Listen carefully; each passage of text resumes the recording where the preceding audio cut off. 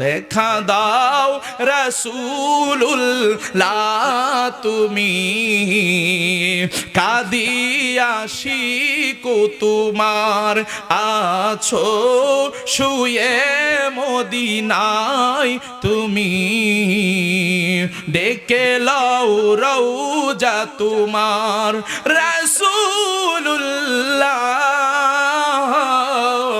কি উপায় হবে রাসূলুল্লাহ,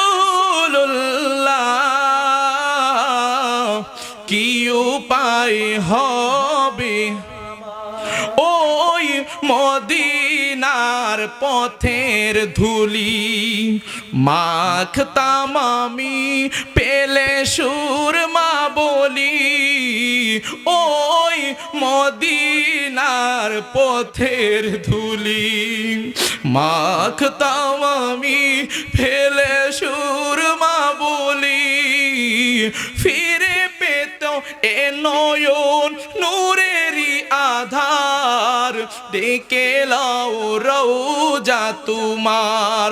মদিনায় আমরা যাইতে চাই কি চাই না? একটু জোরে বলেন চাই কি চাই না? আরো জোরে বলুন চাই কি চাই না? এই কারণে আমার সাথে বলেন দেখা দাও রাসূলুল্লাহ তুমি, ডেকে লাও রওজা তোমার আছো শুয়ে মদিনায় তুমি, ডেকে লাও রওজা তোমার। তোমার দেশে যায় কত আসে কান, ঠিক না বেঠিক?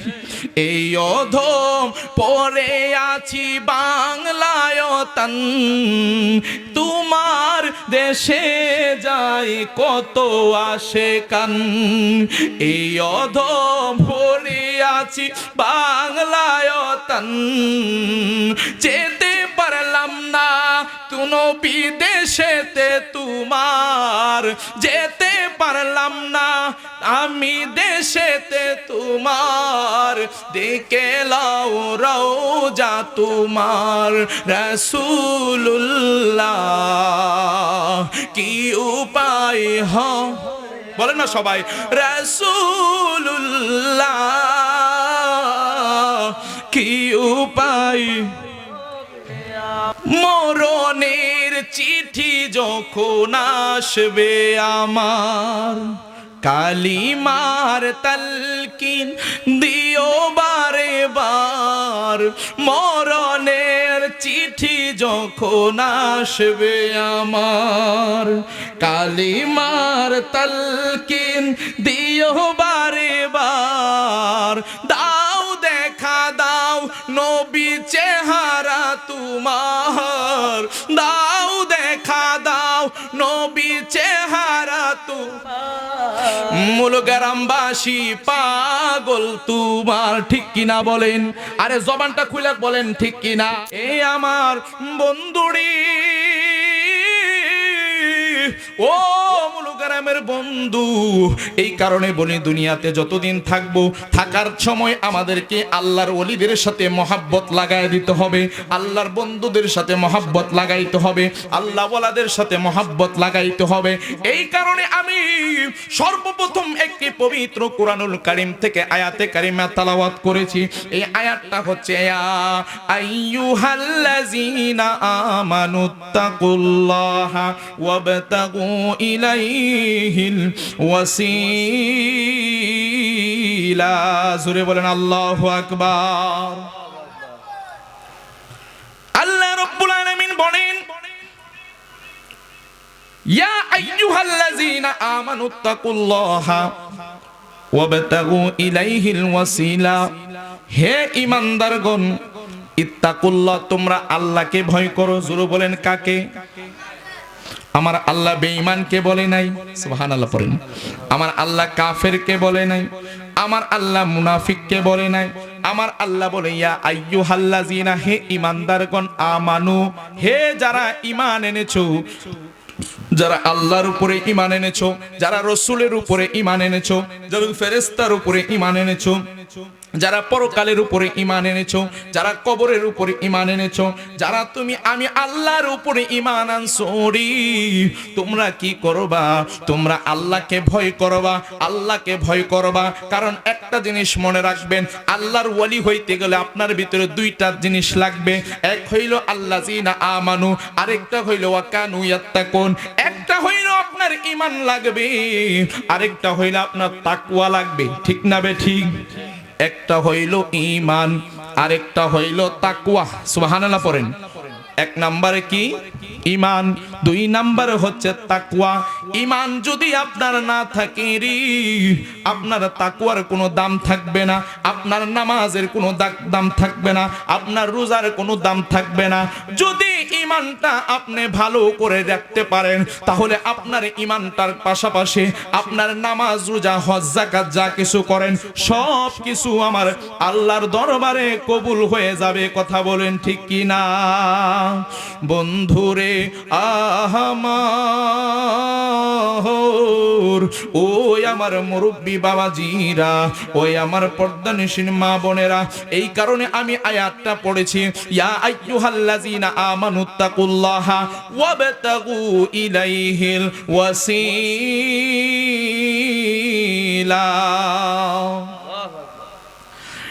তোমরা আমি আল্লাহকে ভয় করবা, আল্লাহকে ভয় করার পাশাপাশি তোমরা উসিলা তালাশ করবা। সুবহানাল্লাহ পড়েন। আজকে একদল আছে বলে উসিলা করা জায়েজ নাই, আছে না নাই? কই উসিলা টুসিলা চলবে না, কোন পীরের কাছে বয়াত চলবে না, কোন ওলির সোহবতে যাওয়া যাবে না, এমন কিছু কথা বলে কি বলে না? কিন্তু আমার আল্লাহ বলে গো, আল্লাহর ওলির উসিলা করতে হবে। আমি আল্লাহকে ডাইরেক্ট পাওয়া যাবে না, আমি আল্লাহকে ডাইরেক্ট পাওয়া যাবে না। বাংলাদেশের প্রধানমন্ত্রীর কাছে কিন্তু ডাইরেক্ট যাওয়া যায় না, যাইতে হলে এলাকার মেম্বার, চেয়ারম্যানের সাথে কথা বলতে হয়, সর্দারদের সাথে কথা বলতে হয়। তারা আপনার পরামর্শ জানবে, আপনি কেন যাইতে যান সেটা জানবে। জানার পরে তারপরে আস্তে আস্তে আপনাকে যদি অনুমতি দেয়, ভাগ্য থাকলে আপনি দেখা করতে পারেন, আবার নাও দেখা করতে পারেন। কিন্তু এমন কিছু দেশ আছে যেই দেশের মানুষ এই বাংলাদেশটাকে চিনেও না। ঠিক না বেঠিক বলেন? এমন কিছু মানুষ আছে যারা বাংলাদেশটাকে চিনে না, কিন্তু এই বাংলাদেশের প্রধানমন্ত্রী, এত ছোট্ট একটা দেশের প্রধানমন্ত্রীর কাছে যাইতে গেলে কত তালবাহানা আমাদের করতে হয়।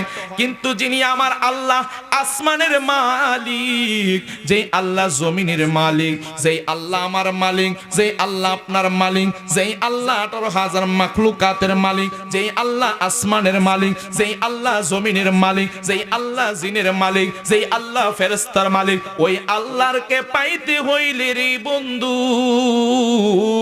একটা রাস্তা লাগবে, একটা মাধ্যম লাগবে।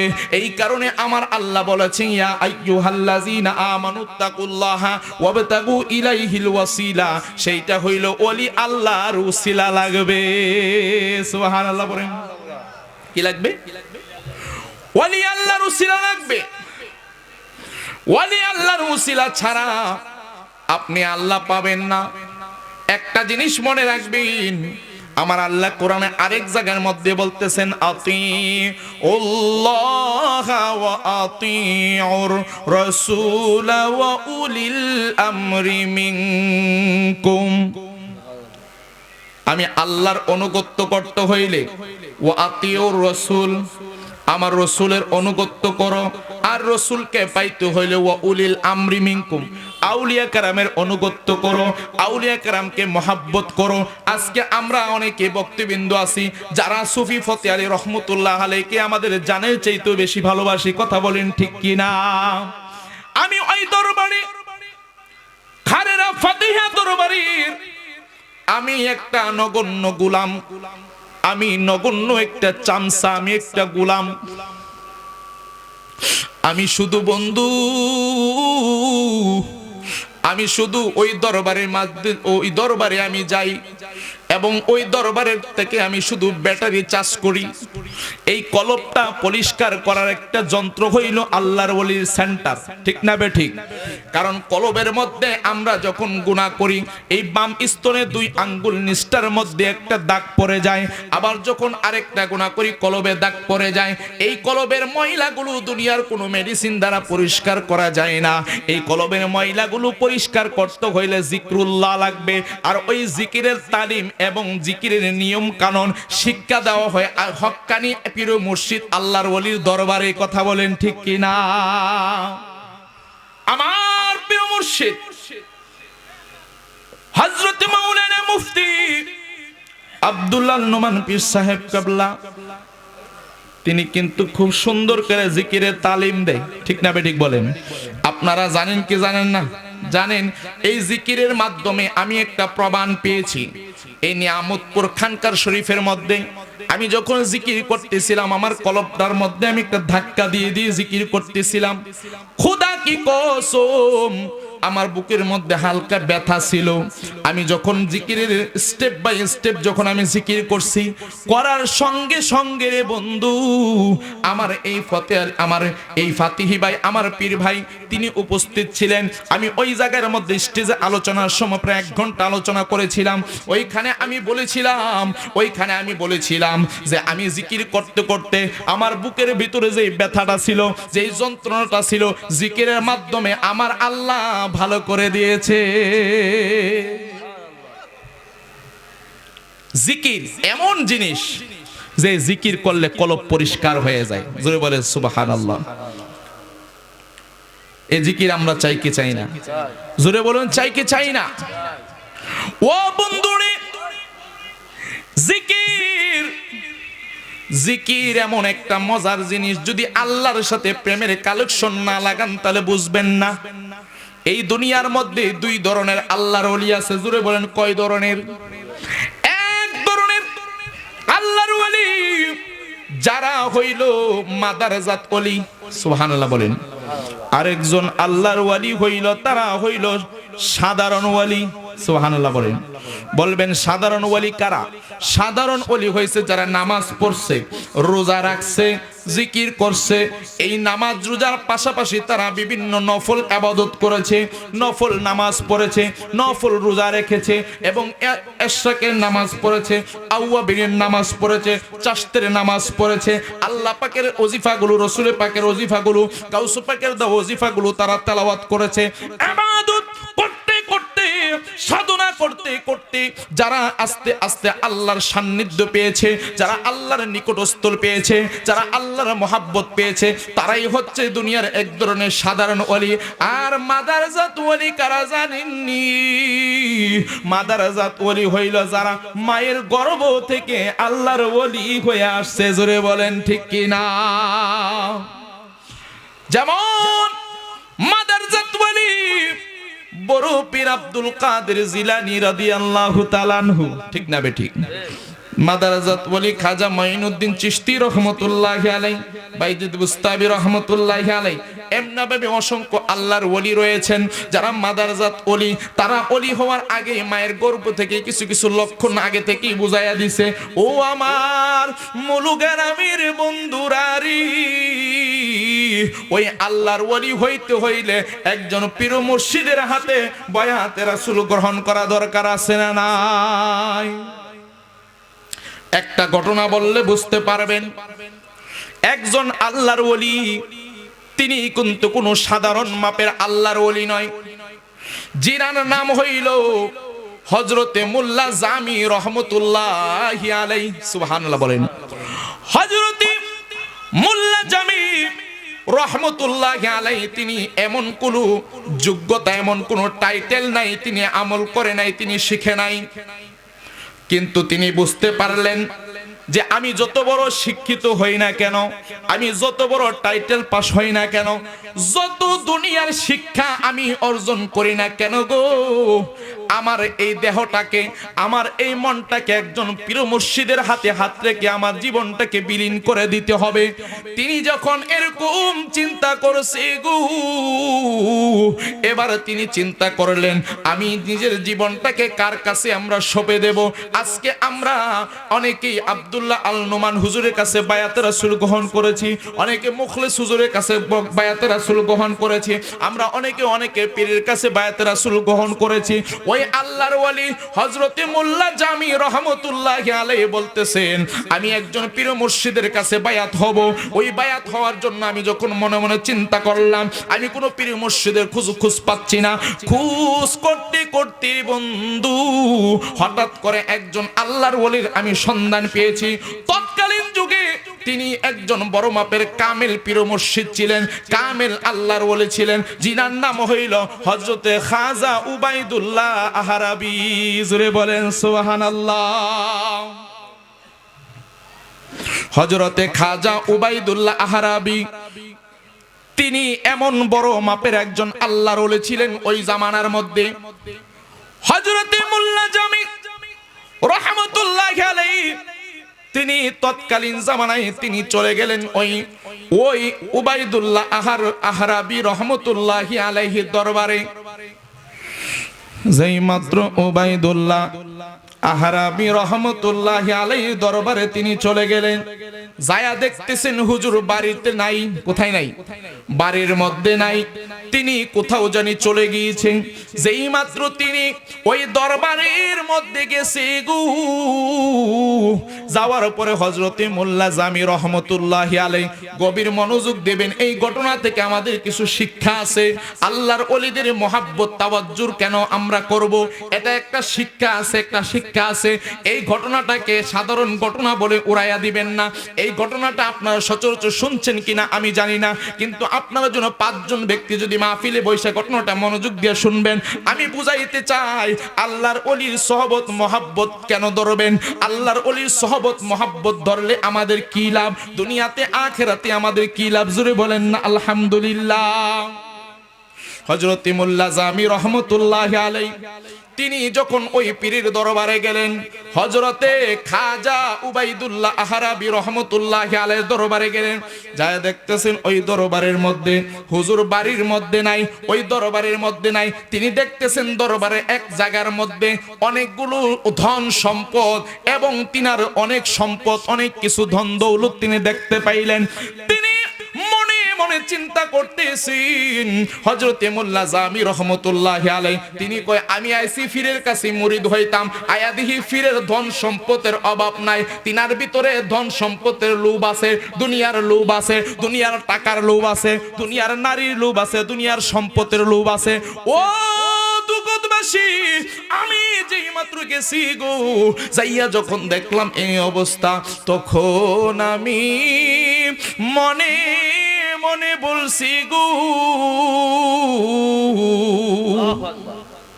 তখন আমি মনে মনে বলছি যে আল্লাহর ওয়ালির কাছে ধন সম্পদ বেশি থাকে, দুনিয়ার সম্পদ বেশি থাকে, তিনি কোনো ওলি হইতে পারে না। জোরে বলেন নাউজুবিল্লাহ।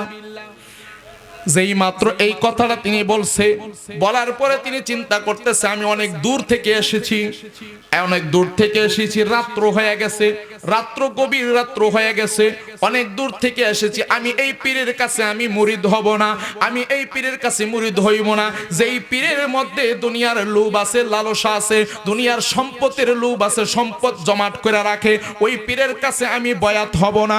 যেই মাত্র এমন চিন্তা তিনি করলেন, করার পরে বন্ধু হঠাৎ করে তিনি চিন্তা করতেছেন এই পীর ভালো না, এই পীরের কাছে আমি বয়াত হব না। এবার তিনি বলতেছে এখন তো আমি বাড়িতেও ফিরে যাইতে পারবো না, অনেক বড় দেশ থেকে অনেক দূর থেকে আমি এসেছি। ও বন্ধুরে, যেই মাত্র এবার চিন্তা করলেন মনে মনে, তাহলে এখন কি করা যায়। এই হযরতে উবাইদুল্লাহ আহরাবি রহমতুল্লাহি আলাইহি, খাজা উবাইদুল্লাহ আহরাবি রহমতুল্লাহি আলাইহি দরবারের পাশেই একটা মসজিদ ছিল। তিনি চিন্তা করলেন রাত্রটা মসজিদের মধ্যে বিশ্রাম নেই, যেহেতু আমি অনেক দূর থেকে এসেছি। এই আমার যুবক বাইরারি, এই আমার পর্দানিশীন মা বোনেরা, এই আমার মুরব্বী বাবাজিরা, এবার যখন তিনি চিন্তা করলেন, এবার চিন্তা করতে করতে তিনি মসজিদের ভিতরে যায় ঢুকলেন। যেই মাত্র মসজিদের ভিতরে যায় ঢুকলেন, এবার তিনি টেনশন করতেছে, যেই পীরের কাছে বয়াত হওয়ার জন্য আমি এসেছি, এই পীরের তো দুনিয়াদারির লোভ আছে, সুতরাং আমি রাত্রটা কোন রকম মসজিদের মধ্যে ঘুমাইয়া রাত্রটা পার করে আমি আবার সকালবেলা আমি আমার দেশে আমার বাড়িতে চলে যাব। ওই মোল্লা জামি রহমতুল্লাহি আলাইহি তিনি মসজিদের মধ্যে ঘুমায়া গেলেন। যেই মাত্র মসজিদের মধ্যে ঘুমায়া গেছে গো, তিনি দেখতেছেন ওই মসজিদের ভিতরে ঘুমায়া ঘুমায়া স্বপ্নে যুগে তিনি দেখতেছেন হাসরের মাঠ কায়েম হয়ে গেছে, কিয়ামত হয়ে গেছে, হাসরের মাঠ বিচার নিকাশের মাঠ শুরু হয়ে গেছে। জবানটা খুলে বলেন না আল্লাহু আকবার। আল্লাহর ওলি মোল্লা জামি রহমতুল্লাহ আলাইহি তিনি ঘুমের ঘরে স্বপ্ন দেখতেছে যে হাসরের ময়দান কায়েম হয়ে গেছে, ঠিক না ঠিক? গভীর মনোযোগ। আল্লাহর ওলি মোল্লা জামি রহমতুল্লাহি আলাইহি তিনি দেখতেছেন ঘুমের ঘরে হাসরের ময়দান কায়েম হয়ে গেছে। হাসরের ময়দানের মানুষগুলো এদিক সেদিক ছুটাছুটি করতেছে রে বাজান। এবার কিছু অনেক মানুষ নেক আমলের পাল্লা কেমন হয়, নেকের পাল্লা ভারী হয় নাকি বদের পাল্লা ভারী হয়। ওই মোল্লা জামি রহমতুল্লাহি আলাইহি তিনি মসজিদের মধ্যে ঘুমায় ঘুমায় স্বপ্ন দেখতেছে। দেখতে দেখতে তিনি এবার তিনি দেখতেছে কিছু লোক তিনার কাছে আসছে, আয়েশা বলতেছে ও মোল্লা জামি রহমতুল্লাহি আলাইহি হাসরের ময়দান তো কায়েম হয়ে গেছে, দুনিয়ার মধ্যে তুমি আমরার কাছ থেকে কিছু টাকা পয়সা ঋণ নিছিলা, কিছু কর্জে নিছিলা, ঋণ নিছিলা, এই টাকাগুলো তুমি পরিশোধ না কইরাই তুমি হাসরের ময়দানে চলে আসছো। ওই মোল্লা জামি রহমতুল্লাহি আলাইহি তিনি বলতেছেন ভাইরে তোমরা যে এতগুলো লোক আসছো হাসরের ময়দানে এত তাড়াতাড়ি যে কায়েম হয়ে যাইবো আমি তো বুঝতে পারি নাই। আমি যদি জানতাম হাসরের ময়দান এত তাড়াতাড়ি কায়েম হয়ে যাইবো তাহলে তো আমি তোমাদের কর্জগুনা ঋণগুলো আমি আগে দেওয়ার ব্যবস্থা করতাম। তিনি স্বপ্নে দেখতেছে, ওয়াজটা পূর্বে থেকে মনে আসেনি? তিনি আসছিল মুরিদ হওয়ার জন্য, তিনি স্বপ্নে দেখতেছে, তিনি বলছিল এই যে পীরের কাছে দন দৌলত জমা থাকে দুনিয়ার দন দৌলত, এই কোনো পীর না, সে বন্ড পীর। এইটা বলার পরে তিনি বিশ্রামের জন্য ঘুমাইতে গিয়েছিল, ঘুমের ঘরে স্বপ্ন দেখছিল, তিনি স্বপ্নে দেখতেছে কেমন হাসরের ময়দান কায়েম হয়ে গেছে। এবার সমস্ত লোকগুলো আয়েশা বলতেছে মোল্লা জামি আল্লাহ ও মোল্লা জামি এই যে হাসরের ময়দান কায়েম হয়ে গেছে, তুমি দুনিয়ার মধ্যে থাকতে আমাদের ওই টাকা পয়সাগুলো ঋণগুলো তুমি দাও নাই, না দেওয়ার কারণে আজকে তুমি এই ঋণগুলো দিবা। আর যদি তুমি ঋণগুলো না দাও তোমার ব্যাপারে আল্লাহর আদালতে আমরা নালিশ করব, হাসরের ময়দানে আমরা নালিশ করব। নালিশ করার কারণে আমার আল্লাহর কাছে নালিশ করার পরে তোমার কাছ থেকে তোমার নেক আমলগুলো আমরা ওই কর্জে হাসানা টাকার পরিবর্তে, ওই সম্পদের পরিবর্তে, ওই ঋণের পরিবর্তে তোমার কাছ থেকে আমরা নেক হিসাবে লয়ে যাবো, নিয়ে আমরা জান্নাতে চলে যাব। এবার সবাই যখন ধরলেন মোল্লা জামি রহমতুল্লাহি আলাইহি তিনি বলতেছেন ভাইরি আমি যদি জানতাম হাসরের ময়দান এত তাড়াতাড়ি কায়েম হয়ে যাইব তাহলে তোমাদের টাকাগুলো দেওয়ার আমি একটা ব্যবস্থা করতাম রে বাজান। যেই মাত্র তিনি একটা টেনশনে পড়ে গেলেন, মানুষগুলো তিনাকে হাসরের ময়দানে ছাড়তেছে না।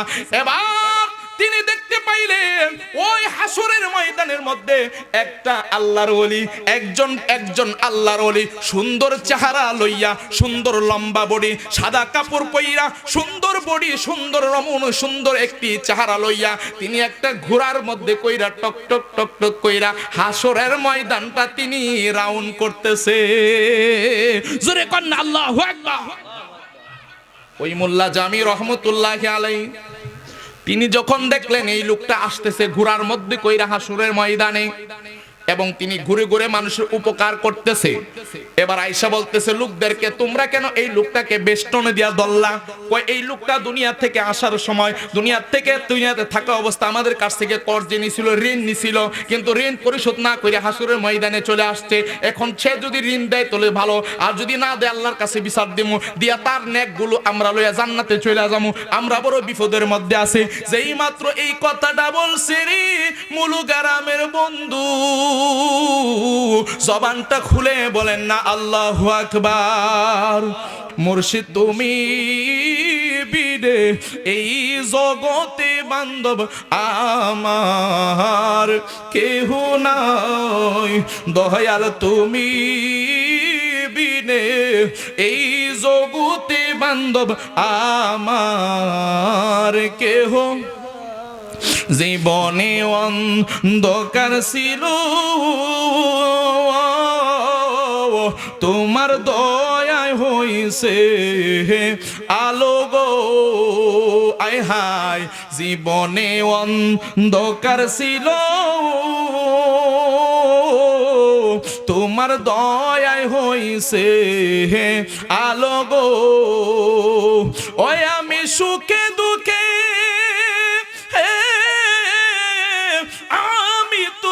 মার মুখ দেখিয়া শান্তি পাই আমার, নুমানি তুমি বিদে এই জগতে বান্ধব আমার কেহ। আরে খুঁজতে গিয়া আল্লাহ নবী সামনে পাইলাম নুমানির ছবি গো, আয় হায় খুঁজতে গিয়া আল্লাহ নবী সামনে পাইলাম ফতে আলীর ছবি গো। ওই আমি সুখে দুঃখে আমি তোমার মুখ দেখিয়া শান্তি পাই আমার কেহ, দয়াল তুমি বিনে এই সংসারে বান্ধব আমার কেহ। মোল্লা জামি রহমতুল্লাহ আলাইহি তিনি ঘুমায়া গেলেন। ঘুমের ঘরে দেখতেছেন হাসরের ময়দান কায়েম হয়ে গেছে। মনোযোগ আসেনি ভাই? বেশি মানুষ লাগে না, ওয়াজ বুঝলে 5 জনই যথেষ্ট, ঠিক না বে ঠিক? একটা জবান বন্ধ রাখবেন না, জবানটা খুলে বলেন ইয়া রাসূলুল্লাহ। ওই হযরতে উবাইদুল্লাহ আহরার রহমতুল্লাহি আলাইহি যখন ওই মুরিদরা যখন ওনার দরবার থেকে ফিরে যাওয়ার পরে মসজিদে ঘুমানোর পরে যেই মাত্র হাসরের ময়দানে ওই লোকগুলো ওনাকে পাকড়াও করল ঋণের জন্য, তখন তিনি বলতেছেন ও মোল্লা জামি রহমতুল্লাহি আলাইহি, তুমি যে আমার বাড়িতে আসছিলা তোমার মনে আসেনি? তিনি হাসরের ময়দানে চুপ হয়ে গেছে গো। তিনি বলতেছে আমি তো কোনোদিন ওনাকে ওই উবাইদুল্লাহ আহরাকে আমি কোনোদিন দেখি নাই। তিনি হাসরের ময়দানে ঘোড়া নিয়ে ঘুরতেছে। আয়েশা তিনি আমাকে লোকজনের মাধ্যমে জিজ্ঞাসা করছে, কিন্তু তিনি আমাকে জিজ্ঞাসা করতেছে তুমি যে আমার বাড়িতে আসছিলা মুরিদ হওয়ার জন্য, সুতরাং তুমি আয়েশা কিছু ধন সম্পদ ধন দৌলত দেখছিলা, টাকা পয়সা দেখছিলা, ওইখান থেকে টাকা পয়সা আইনা এই লোকগুলাকে তুমি কর্জে হাসানা তুমি পরিশোধ কইরা দাও। জবানটা খুলে বলেন আল্লাহু আকবার। যেই মাত্র তিনি এই কথাটা বলছি, বলার পরে মসজিদের মধ্যে ফজরের নামাজের আজান হয়ে গেছে। আসসালাতু খায়রুম মিনান নাওম,